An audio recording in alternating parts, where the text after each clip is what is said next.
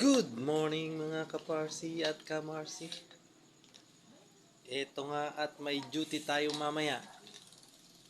Kaya maaga tayong nagising at nagluto tayo ng ating baon.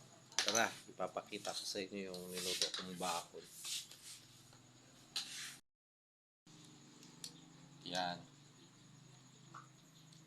Nag-fried rice ako. Garlic fried rice. Yan, garlic fried rice. Bago ito yung paksiw. Paksiw na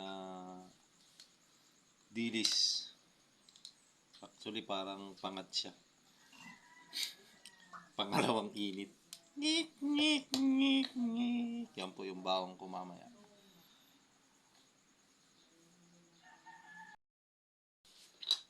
Yun nga at nakita nyo ang aking baon mamaya. Kayo, yung mga papasok dyan, anong baon nyo?